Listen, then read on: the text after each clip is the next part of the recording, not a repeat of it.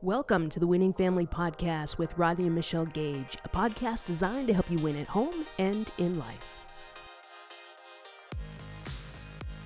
Welcome to the Winning Family Podcast with Rodney and Michelle Gage, a podcast designed to help you win at home and life. I'm your host, Dr. Linda Travelute, and today we're going to do a podcast episode around Rodney's new book, Why Your Kids Do What They Do, Responding to the Driving Forces Behind Your Teen's Behavior. And I have a little surprise for you. For a limited time only, you can grab a free copy of the workbook companion that goes with Why Your Kids Do What They Do. And you can do that by going to thewinningfamily.com or grab your pencil. You can text the word KIDS, K-I-D-S, to 1-833-213-8967. That's 1-833-213-8967. You're going to love this because over the next few episodes, we're going to unpack some of the insights and principles from this newly revised edition of the book. And I have across the table from me, Rodney and Michelle Gage. And if you're watching us on YouTube, everybody, you can see their beautiful faces. And we're ready to roll. This is going to be a fun episode. Yes. And It is packed with great information. Yes. Well, we have been learning a lot. Hopefully, we've been learning a lot over the last few episodes as we've been talking through and walking through some of the different principles from the book called Why Your Kids Do What They Do. But today, we're going to shift the focus on the parents a little bit, identifying some things that a lot of parents may not quite, I would say, are maybe aware of when it comes to maybe how they approach parenting. Maybe sometimes it's easier to see in other parents than to see in yourself. But we're going to talk through some roles that parents play that can actually sabotage the relationships with their kids. So this isn't meant to point fingers or make any parents feel bad, but sometimes we need to hear the truth in love and maybe look at ourselves in the mirror and say, could I potentially be contributing to the problem here? Right. That's good. Because 100%. Because it's not always our kids' fault. It's not, not necessarily something that, we can say that, well, this is just a phase. No, I think sometimes we can allow certain behaviors to exist in our relationships, specifically in our homes. And what we want to do as parents is we want to not only understand what those are, but maybe even take a deeper look as to why do we do some of the things that we do as parents. And so we're going to kind of expose some of that today because this is, I think, probably more than ever, you see a lot of these played out because let's face it. I mean, I think you said at one time, Michelle, that it's not like you can go to some college or university and get a degree in parenting. It's usually through trial and error, and then sadly, a lot of us maybe we just didn't grow up in a home where we had good role models or examples. So therefore, we're kind of going into this parenting journey blindly, and maybe even in some unhealthy ways, based on some insecurities or whatever that we encountered growing up. And so we carry a lot of that into our parenting style. And so today we're going to talk about some of the roles that often parents are guilty of playing when it comes to how even this is all manifested in the way it impacts their kids. So anyway, we're going to talk about 6 roles. And one of those roles, the first is what we call the rescuer. And so it's kind of like this. I've been there, done that. We've all, I'm sure, done this a time or two.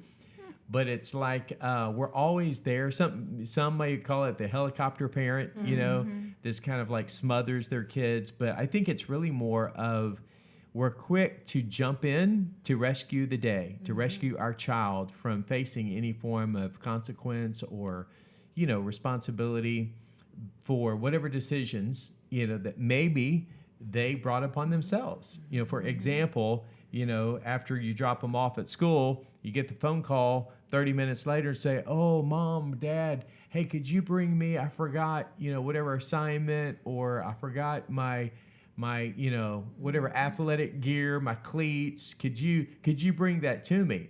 Well, the rescuing parent sure is absolutely, I'll be up there in 5 minutes, you know? And so the rescuing parent may have, you know, the goodness of their heart wanting to help, but over time, if we are constantly rescuing our kids and bailing them out, then what we're doing is we are actually teaching our kids in many ways to become irresponsible. Right. And we're basically saying that, you know, I can get by being irresponsible because there will always be somebody else there to bail me out or get me out of trouble. And so how many times have we seen that where it's that rescuing tendency to step in, save the day, bail our kids out, and we can rationalize, we can justify as to why we do it. But in the end, we're actually hurting our kids rather than helping our kids because we're really holding them back from really growing to reach their full potential of being responsible adults. Right. If we don't experience consequences in life, then it's hard for us to learn boundaries and to learn to be responsible. And it's so interesting. I mean, this was an issue with our kids when our kids were growing up and in school, but I think it's even more so now, just the rescuing that goes on academically, because the pressure is so intense that the children, especially when they get into middle school and high school, teenage years, that they are making unbelievably high scores, like off the chart, so they can get in the school that maybe mom or dad wants them to go to, or maybe they've had it on their sights to be at a certain school. And the pressure is so intense. So if a kid doesn't make the mark, if they don't get the grade, the parents are, you know, it's very well known that parents will be in the teacher's face, you know, like we've got to get the grade up, you know, forcing a teacher to do something, you know, or really putting the pressure on, and they're rescuing their children, whereas children really need to, you know, experience life, experience the challenges of life, that we're not perfect and it's okay. And if we don't make it into that certain university, well, maybe God had a different plan. Right. I know that's very trite to say, but it's that we're seeing a lot of that because there's competition even among parents. So the parents are going to rescue so that they can, they're presenting the right, I don't know, the right look. Persona. Thank you. Yeah, and I think if there's another word that could even be thrown in there that is also something we see this, we hear this a lot from teachers that we know. We have a lot of friends who are teachers, and they talk about this a lot. Yeah, where it's almost like the spirit of entitlement. And it's like the parent comes in with their list of demands, and if the child comes home and says, well, I don't like my coach, or I don't like my teacher, well, we'll fix that. You know, we'll get, you know, we'll make sure we'll campaign, we'll rally, we'll get the coach fired, or well, we'll just get you in a different class, you know. And so rather than working through problems, rather than, you know, allowing their children to work through problems on their own and growing, or coaching them through them, through that process. Those parents who are quick to rescue, you know, are the ones who, again, they may out of their own heart, they feel like they're doing what's right and what's best, and there may be some occasions where you need to do that. Obviously, if they're in a harmful, you know, unhealthy situation, but that's not necessarily what we're talking about. We're just talking about that quick to scoop down and rescue, because we don't ever want little Johnny or or Sally to get in trouble or to not be happy. We just want them to be happy. And so anyway, so that's the first role. And the second role is really the opposite of that, and that's what we call the passive parent. The passive parent is just that one who basically just sits back and does nothing. It's like they're totally checked out and disengaged. And, you know, it's almost like they're just cold or indifferent about anything and everything that maybe is relevant to their kid's world. And it's sad and unfortunate. I know that may not represent a majority of where a lot of parents are, but there are some, and some of you maybe were raised in a home where you had that passive parent. And I remember one time I was talking to some young people, and one kid was talking about one of his parents being so strict, and and was saying, yeah, my mom and my dad, they just won't let me do anything. I can't go here. I can't do this, can't do that. And the other kid spoke up and said, I just wish my parents cared enough to even ask where I was going. Yeah. And so it's like two ends of the pendulum there. It's important that we realize that, again, we can either play, that role of a rescuer, or we can just have that passive mindset of just kind of blowing it off and not really being engaged. And obviously those are somewhat extreme opposites there. But again, it's a role that many parents play. And then the third role that I think can really hurt a relationship, and can really hurt and stifle the growth of our teenagers as well, and that is what I call the mixed messenger. Or another way I like to phrase that is the Etch-a-Sketch parent. So we all remember the kid game, we grew up with the little Etch-a-Sketch, the little handles, you draw the little lines, and then if you make a mistake, you can just shake it up. Well, that's what happens with a lot of parents, where it's like one day something is right, but the next day, it's wrong. Or one day it's okay to do this, but the next day you're going to get in trouble if you do that.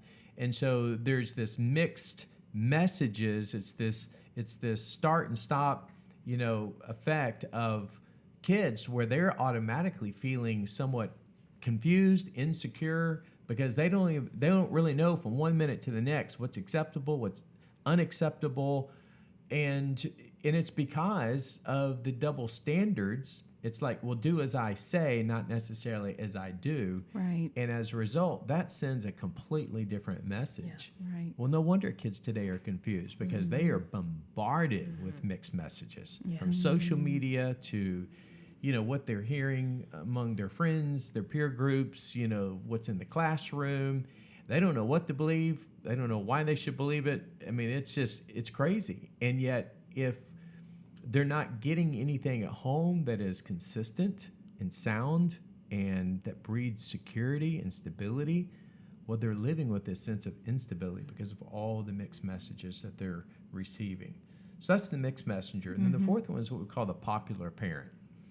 And this is the one that just wants to be liked by all the friends. They want to be that popular parent where it's kind of like or liked by their kid, their own teenagers. Where they're not only bailing them out, but they're also wanting to, avoid confrontation. They don't want to do anything to enforce consequences because they don't want to fear being rejected, by their kids. And so therefore they want to be the hero. They want to be liked. They want to be, accepted in the eyes of their children. That's not our responsibility.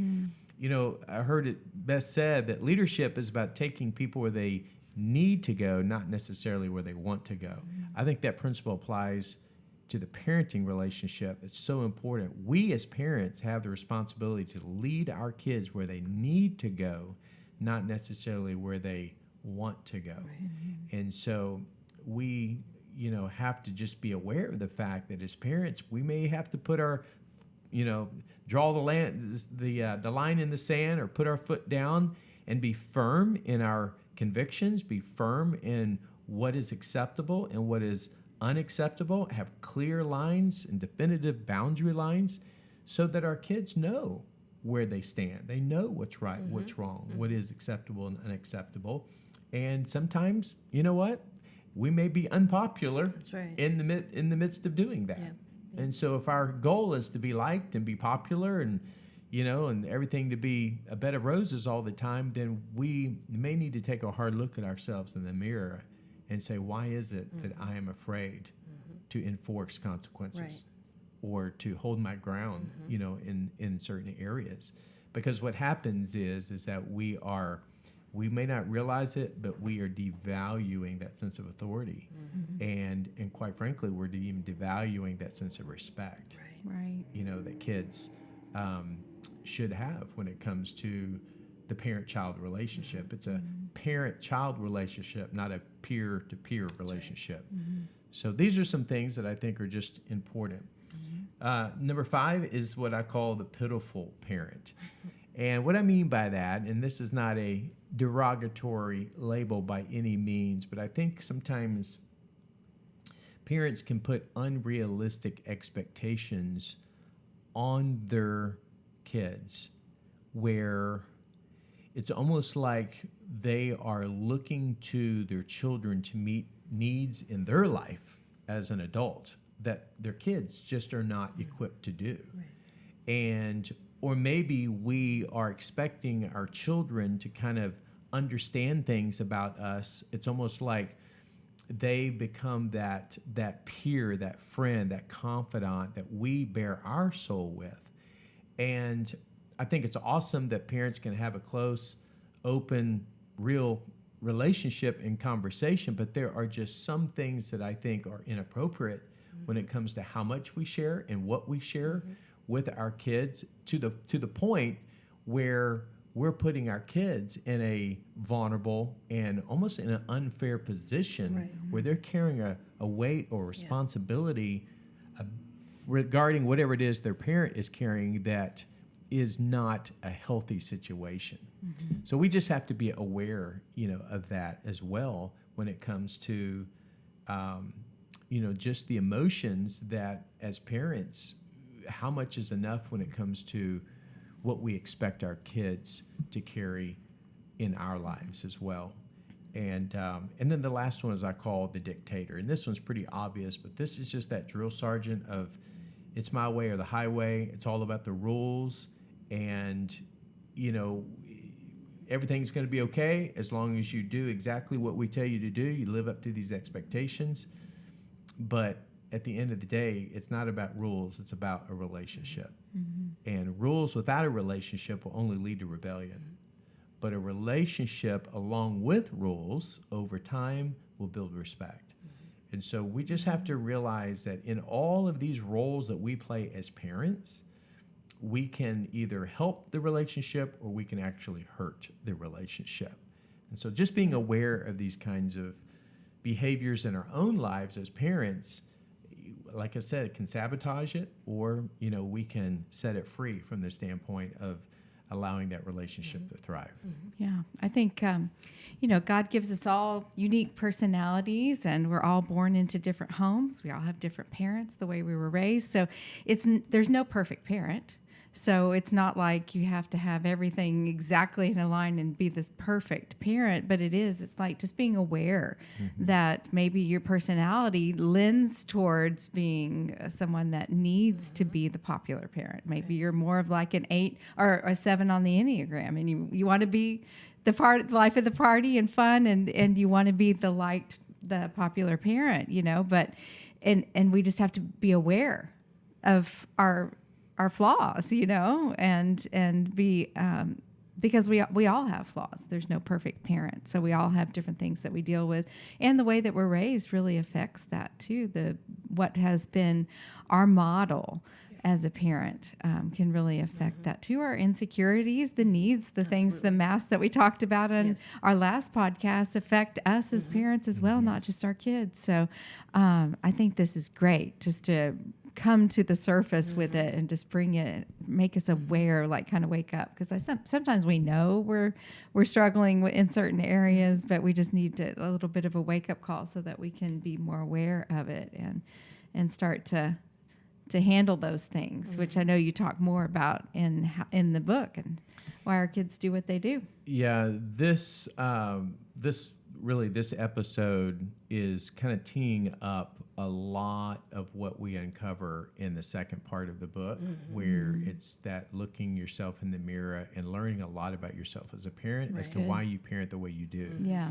And so, again, we're all driven by needs. Right. So our kids have needs, and if we're unaware of what those needs are and how we can go about meeting those needs, then it can really cause our kids and cause our relationship with our kids to not reach its full potential.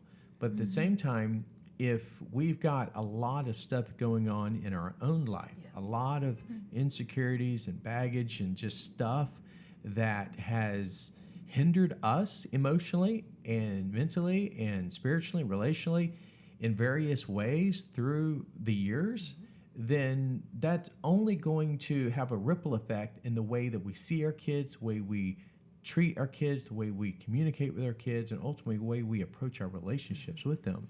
So all of this is intertwined together, and I think it's just important that it's not so much why our kids do what they do, but also looking beyond to a step further, and this is why I do what I do as a parent. And so hopefully, again, not to label in a negative way, but I think if anything, just to kind of help, peek behind the curtain there as to what our own motivations are and why we may act or think or maybe feel the way that we do as parents in some of these ways. Yes. Yeah. So good. You guys can get more information on this topic by grabbing a couple, grab a couple of these books. I was going to say grab a copy of the book, Why Your Kids Do What They Do. And you can dive deeper into this topic. I have it right here on my lap, and I'm looking. If you want to know, it's on page 125. So grab the book, go to page 125, and there's a whole host of. I am so impressed at all the great questions that you have in here to make people think and self-reflect. And being can I just there was a quote in here that I saw. Let me see. I don't want to belabor it, but. That was one of the things that I wanted this book to accomplish more than anything, was it being less content driven and really more, even though there's great content to it, it's what it's all about, but it's structured in such a way to where it's extremely interactive and how to. It breaks it down, and it's hard to even explain it, and you've got to just read it to fully understand and appreciate how it's going to help, I think, fill in the blanks and connect some major dots that you've never maybe discovered either about yourself or about your kids. Yes, so good. And I love this. We are always parents in training. Yes. Even those of us that have older children, we are still parents in training, maybe grandparents in training, aunts and uncles in training. So, hey, you've got people in your life that need to hear this podcast, so please share it with them. And while you're at it, subscribe, right? Hit that little plus button, subscribe, so that you get these downloaded to your device automatically, and they'll just populate for you. You won't even have to think twice about it. And then get your hands on Why Your Kids Do What They Do. That's Rodney's new book, and you can do that by going to thewinningfamily.com. And if you purchase a copy, then you can also get a copy of the workbook for free. And I'll give you a phone number, too, that you can text the word KIDS to. That's KIDS. You'll text that word to the number 1-833-213-8967. And then that will give you the option to get a free copy of that workbook that goes along with the new book. Good stuff, guys. Thank you so much for sharing. And for you, those of you who are listening or watching, we look forward to seeing you next time. Thanks again for joining us on the Winning Family Podcast. Be sure to follow us on Instagram and Facebook at The Winning Family. Also, we would love to hear what's on your heart and mind as parents. Send us any questions you would like Rodney and Michelle to answer in the future episodes by sending your questions to the podcast at thewinningfamily.com. We look forward to hearing from you. For more helpful resources and content, be sure to go to thewinningfamily.com. Until next time, thanks again for joining us on this week's episode of the Winning Family Podcast.